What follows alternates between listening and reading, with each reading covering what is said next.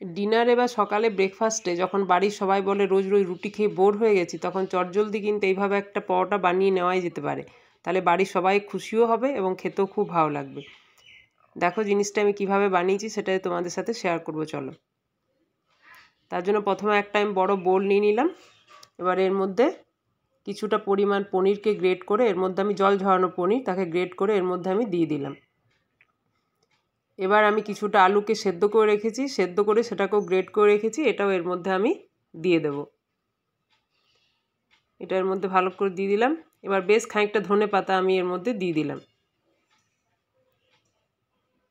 এবার দেব, মানে যে যেরকম ঝাল খাবেন সেই অনুপাতে এখানে ঝাল দেব। কাঁচা পাকা লঙ্কা কেটে রেখেছি, ওটা দিলাম। চাইলে আপনারা এখানে গোলমরিচও দিতে পারেন, কিছুটা ভালো লাগবে।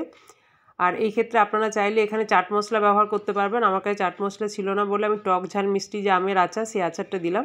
আপনারা চাইলে আচারও দিয়ে করতে পারেন, খুবই ভালো টেস্ট হবে কিন্তু। এবার নুন আর চিনি পরিমাণ মতো দিয়ে দিলাম, দিয়ে ভালো করে এটাকে মিশিয়ে নেব। এবারে চিনি দিলাম, এবার ভালোভাবে এটাকে মিশিয়ে নেব প্রত্যেকটা জিনিসকে একসাথে। এর মধ্যে আর কিন্তু কিছু দিতে হবে না, এটাকে ভালো করে একসাথে মেখে এবার আমি ছোট ছোট কয়েকটা বলের মতো বানিয়ে রেখে দিলাম। এবার একটা জায়গার মধ্যে আমি কিছুটা আটা মেখে রেখেছি যাতে নরম হয়ে যায়। দেখো আটাটা কি সুন্দর নরম হয়েছে। আমরা যেভাবে লুচির আটা মাখি, এখানে কিন্তু ময়দা আমি একটু ইউজ করিনি। এবার লুচির যেরকম আটা মাখি সেরকম আটা দিয়েছি, তার মধ্যে কিছুটা পরিমাণ জোয়ান দিয়েছি, সাদা তেল দিয়েছি আর নুন দিয়েছি, ভালো করে এটাকে নরম করে মেখে রেখেছি। নরম মেখে রাখলে কী হয়, যখন পরোটা বানাবো তখন না একটু ফেটে বাইরে বেরোবে না, বেলতেও খুব সুবিধা হবে এবং পুরটা বাইরে বেরোবে না। এবার প্রত্যেকটা আমি ভালো করে লেচিগুলো কেটে নিলাম। আর লেচিগুলো প্রত্যেকটা রুটি যে সাইজের বানায় তার থেকে একটু বড় সাইজের নেব, তাহলে তোমার করতে সুবিধা হবে। এবার আমি লেচিগুলোকে নিয়ে একটা বাটির মতো তৈরি করলাম। এবার এর মধ্যে আমি পুরটা ঢোকাবো।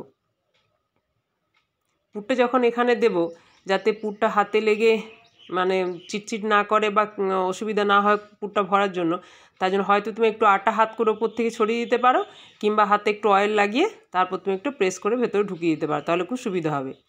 এইভাবে মুখটা বন্ধ করে দিলাম। এবার একটু শুকনো আটার সাহায্যে এটাকে আমি ভালো করে বেলে নেব। দেখো এই যে বেলবো আমি, তাতে কিন্তু একটু বাইরে বেরোবে না, ওই যে আটা একটু লাগিয়ে দিয়েছি ওই জন্য এতে আর একটু বাইরে কিন্তু বেরোবে না, প্রত্যেকটা পরোটায় খুব সুন্দর করে বেলা যাবে। এইভাবে আমি প্রত্যেকটা পরোটা বেলে ফেলবো।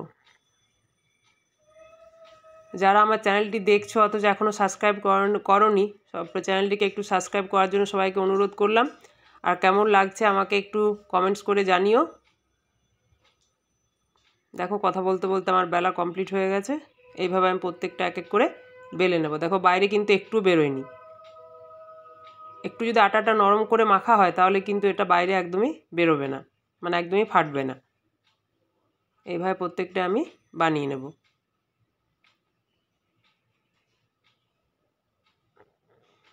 এটা রাতের ডিনারেও খুব ভালো লাগবে, আর সকালে ব্রেকফাস্টে বাচ্চাদের টিফিনে তোমরা এটা বানিয়ে দিতে পারো।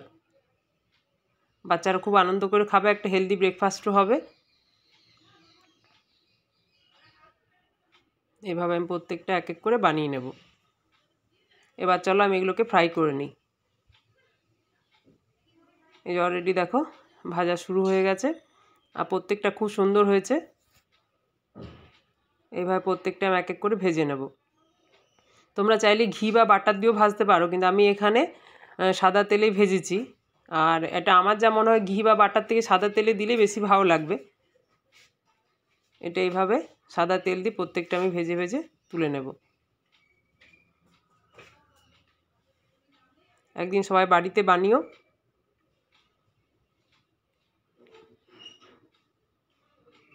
বাড়িতে কোনো অতিথি এলেও চটজলদি এটা কিন্তু করে নেওয়া যায়, হাতের কাছে মোটামুটি এইসব উপকরণগুলো থাকেই, টুক করে বানিয়ে নেওয়া যায়।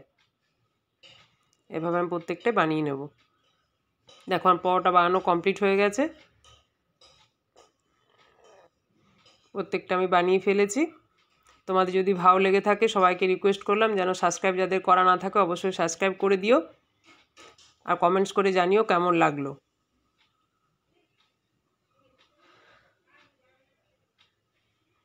দেখো ভেতরে খুললে বুঝতে হবে পুরে ঠাসা একদম ভেতরে, কিন্তু একটুও বাইরে বেরোয়নি। সবাই পাশে থাকার জন্য ধন্যবাদ।